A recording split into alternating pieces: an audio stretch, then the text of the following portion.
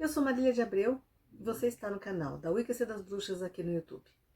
Hoje nós vamos abordar um tema bastante interessante que é o movimento feminista e a bruxaria. Desde os primórdios, a bruxaria ela teve uma ênfase no universo feminino, né? E é um poder muito relacionado com o feminino. Então, com certeza, todo movimento de empoderamento feminino passa pela bruxaria. Vamos ver a seguir.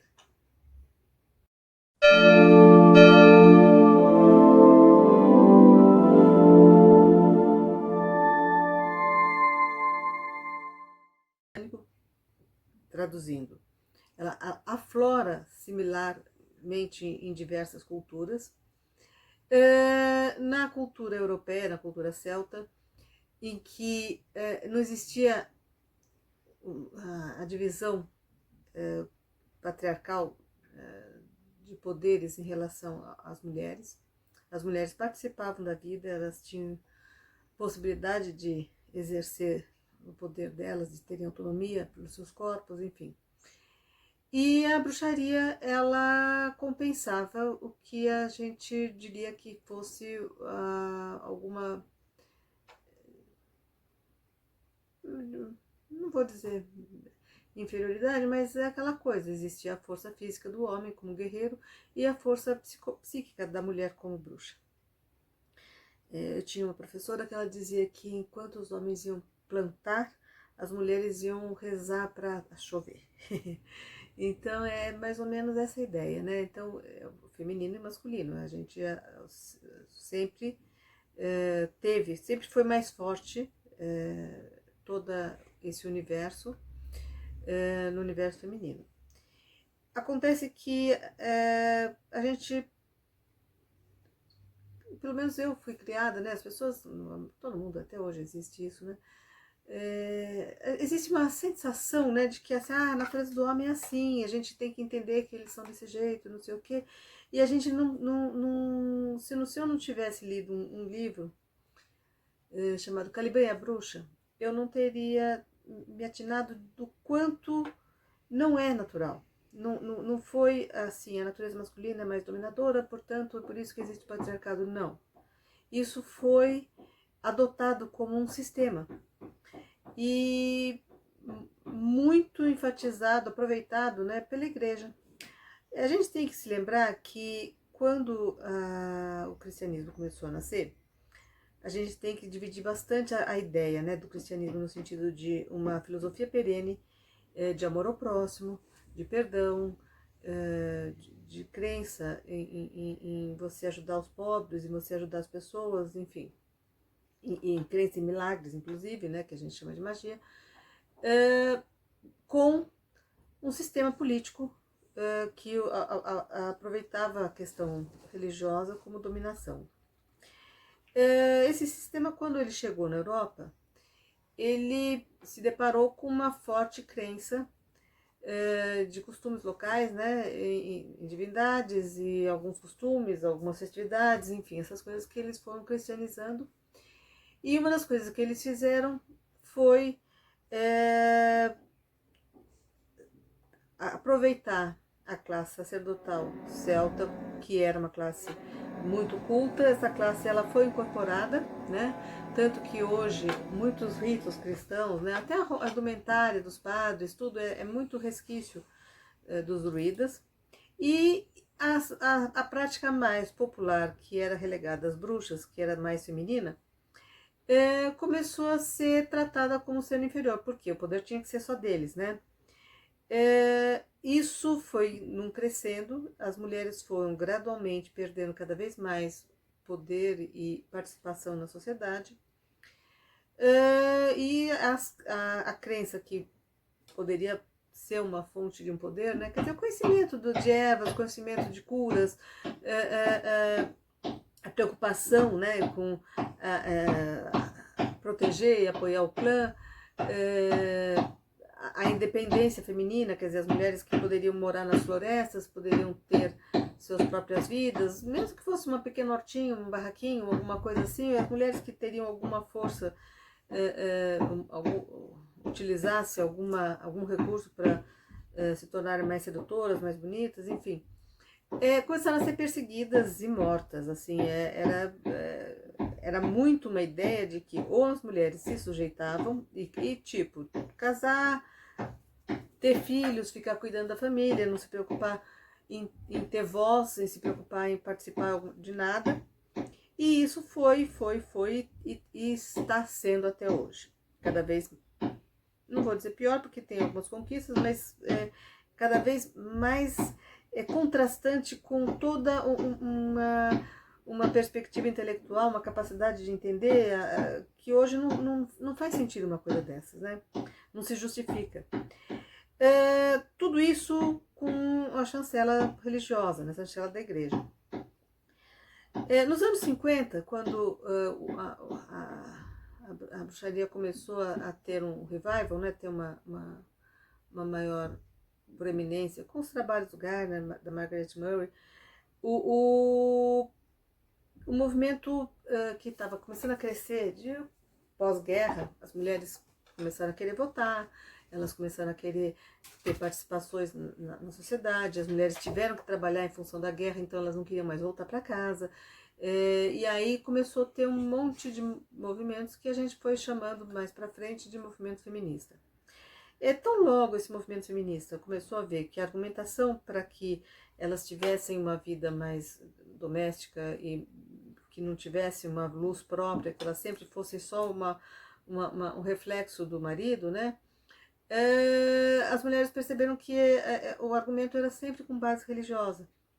E nessa já estava havendo, né, os Beatles trazendo algumas coisas, umas referências do Oriente, Madame Blavatsky, pessoas buscando novas religiosidades, novas espiritualidades, né? E nessa, quando o material, né, do Gardner, da Margaret Murray, esse material sobre a bruxaria, sobre a magia, começou a ser mais difundido, as feministas, principalmente americanas, elas caíram de cabeça, né? Então, é aquela coisa, hoje o movimento feminista e o movimento de resgate da religião é paralelo, né? E as mulheres cada vez mais não aceitando a condição de ter que aceitar uma submissão em função de uma crença, né? De um livro que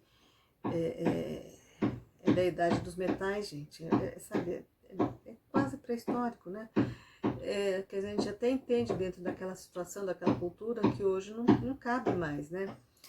E por outro lado, elas foram percebendo que assim, não só para justificar essa vontade de começar a ter voz, mas principalmente porque era uma religião que dava sustentação, que dava explicação para as coisas que elas viviam. Então, quer dizer, toda mulher, independente de ler um livro de bruxaria, já teve um sonho premonitório, já fez um chazinho que curou alguém, sabe, já fez alguma coisa, tipo, colocar a vassoura atrás da porta, bater na madeira para dar sorte, alguma coisa ela fazia e ela via que surtia algum efeito, aquela crença, mesmo que fosse no sentido de superstição, porque não existia o esclarecimento de como as coisas funcionam, né? Elas começaram a ver assim, não, esse universo está muito mais próximo do que é a minha experiência de vida, né? Aquela coisa, você não tem recursos e você tem que improvisar, né? A origem da magia é essa, né? Você tem que improvisar com aquilo que você tem.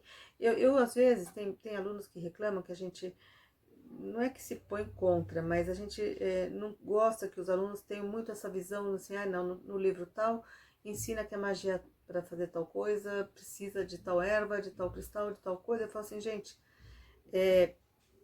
existem essas referências que são a experiência de algum autor, de algum escritor, mas assim, a magia tem que ser aquilo que você tem em casa, aquilo que você tem acesso, porque se você for sempre pensar na dependência de alguma coisa, que você tem que importar, você tem que gastar um dinheiro que você não tem, para fazer, já não é magia, né, gente? Já é só um luxo, vou fazer um jantar bonito, vou fazer uma mesa bonita e coisa, porque a magia é para ser a forma de encontrar uma solução num momento em que você não está encontrando soluções, né? E isso é típico da mulher, quer dizer, a mulher é aquela que com o pouco salário que o marido traz, ela tem que improvisar e fazer aquilo render e fazer aquilo coisa. Então, todas as formas de lutar de uma forma, se possível, mágica também, né? E aquilo, quando elas começaram a encontrar que existia uma religião em que aquilo que a gente lidava com o sagrado de uma forma prática, do dia a dia. Não é na hora de ir na missa no domingo, não é no cotidiano.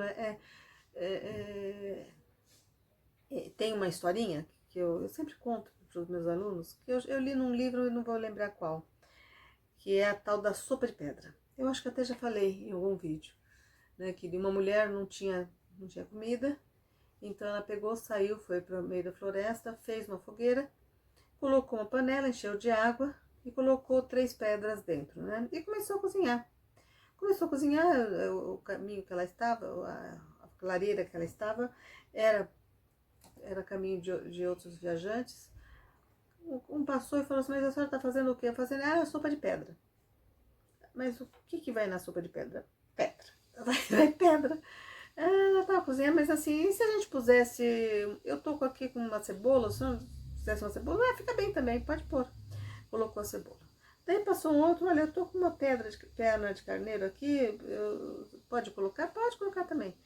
Tem aqui umas batatas? Também pode colocar. E de repente foi passando gente, aquela sopa que inicialmente era só de pedra, virou uma sopa que todos comeram. E aí, essa história é bem para vocês entenderem o que significa magia. É aquela fé que a mulher tem, ela faz aquilo que ela tem condições de fazer e deixa o plano espiritual providenciar o resto, as sincronicidades, né? É aquela coisa, ela não precisou esmolar, ela não precisou pedir, ela só foi para um lugar, começou a preparar e aquilo foi desencadeando a vontade de outras pessoas participarem. Isso é o universo feminino. O universo feminino não é excludente, a gente não tem essa coisa do competitivo, a gente abraça, né? A gente incorpora, então forma o grupo, forma o clã. E isso não condiz com uma cultura, com as ideias de competitividade, de ganância, de eu tenho que vencer o outro e não eu tenho que pertencer ao grupo, né? Eu pertencer ao grupo, a ideia de família é feminina, né? Não é masculina. O homem quer dominar, conquistar, impor os seus valores, enfim. E tudo isso falava muito a língua do universo feminino, então assim encontrou com extrema facilidade. Hoje, as grandes bruxas que são famosas, que começaram o movimento e que estão há muito tempo no caminho, as elders, né? Elas foram ativistas, assim, ferrenhas dentro do movimento feminista.